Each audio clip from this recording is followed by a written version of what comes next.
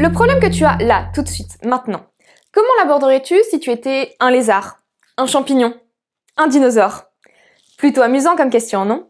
Eh bien, le 32e outil de notre défi 52 semaines pour découvrir 52 outils l'est d'autant plus. Nous allons vous présenter le What If. Pour pousser la phase d'idéation du design thinking, le What If a une technique imparable. Comparer le projet à des objets ou des situations décalées pour pousser la recherche de solutions ou d'idées originales.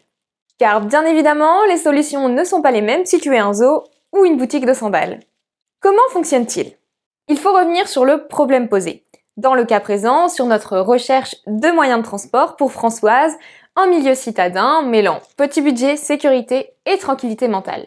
C'est le centre de l'équation.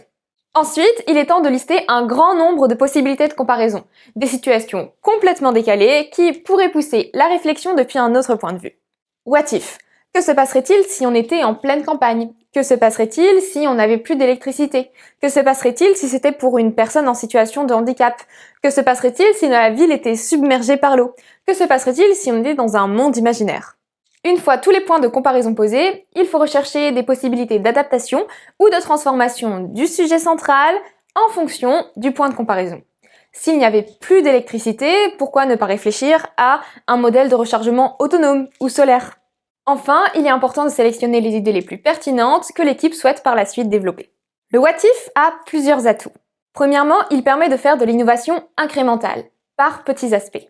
Deuxièmement, il s'inspire d'expériences qui fonctionnent mais décalées vis-à-vis de notre sujet, ce qui développe l'innovation en se basant sur du déjà existant.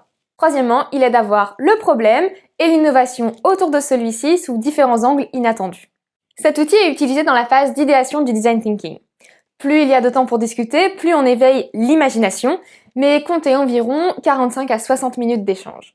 Merci à tous d'avoir regardé cette vidéo et pensez à vous abonner pour suivre les 20 outils restants. Si vous utilisez un outil, partagez-le avec la Loubar Family sur notre page LinkedIn, lien dans la bio.